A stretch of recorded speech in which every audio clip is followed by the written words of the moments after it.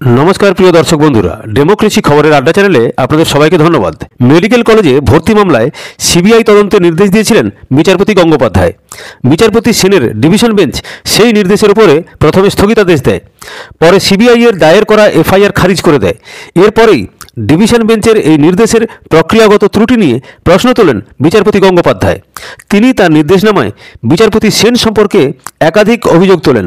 এমনকি বিচারপতি সেনের ডিভিশন বেঞ্চ যে নির্দেশ দিয়েছিল তাও কার্যকর হবে না বলে জানিয়ে দেন তিনি। অর্থাৎ এই মামলায় সিবিআইকে তিনি তদন্ত এগিয়ে নিয়ে যেতে বলেন। বিচারপতি গঙ্গোপাধ্যায় তার নির্দেশনামায় উল্লেখ করেছিলেন, বড়দিনের ছুটির আগে বিচারপতি সেন তাঁর চেম্বারে বিচারপতি অমৃতা সিনহাকে ডেকে পাঠান। সেখানে তিনি রাজনৈতিক নেতার মতো বিচারপতি সিনহাকে নির্দেশ দেন। বিচারপতি সেন বলেন, অভিষেক বন্দ্যোপাধ্যায়ের রাজনৈতিক ভবিষ্যৎ রয়েছে, তাকে বিরক্ত করা চলবে না। এছাড়াও তিনি জানান, বিচারপতি সিংহের এজলাসের লাইভ স্ট্রিমিং বন্ধ করতে হবে।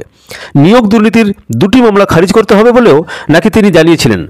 বিচারপতি গঙ্গোপাধ্যায়ের পর্যবেক্ষণ যে বিচারপতি সৌমেন সেন ব্যক্তিগত স্বার্থে ওই সব নির্দেশ দিয়েছেন। দুই বিচারপতির মধ্যে দ্বন্দ্ব মাথাচাড়া দেওয়ার পর দেখা যায় বিচারপতি সৌমেন সেনের বেঞ্চ থেকে সরিয়ে নেওয়া হয়েছে শিক্ষা সংক্রান্ত সমস্ত মামলা।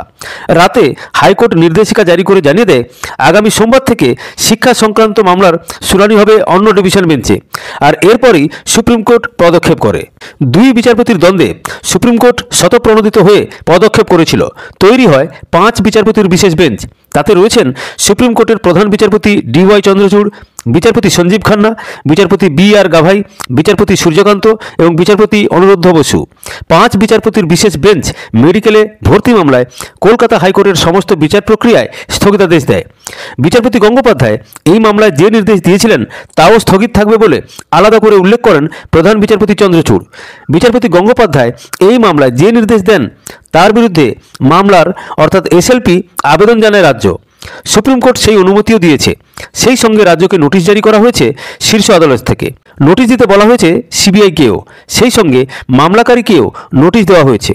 প্রধান বিচারপতি জানান, মামলাকারী চাইলে মামলার সঙ্গে যুক্ত হতে পারবেন। সুপ্রিম কোর্টের নির্দেশ অনুযায়ী মেডিকেলে ভর্তি মামলায় আপাতত সিবিআই তদন্তও স্থগিত থাকছে। সেই সংক্রান্ত মামলায় কলকাতা হাইকোর্টের বিচারপতি অভিজিৎ গঙ্গোপাধ্যায় এবং বিচারপতি সৌমেন সেনের দ্বন্দ্ব এবং মেডিকেল কলেজে ভর্তি মামলার যে শুনানি ছিল সুপ্রিম কোর্টে তা পিছিয়ে গেল। সোমবার শুনানি হওয়ার কথা ছিল, কিন্তু শীর্ষ আদালতের শুনানির তালিকায় মামলাটি আসেনি। আগামী 23শে ফেব্রুয়ারি এই মামলার সম্ভাব্য শুনানির দিন স্থির করা হয়েছে। খবরের সঙ্গে থাকবেন, ভালো থাকবেন।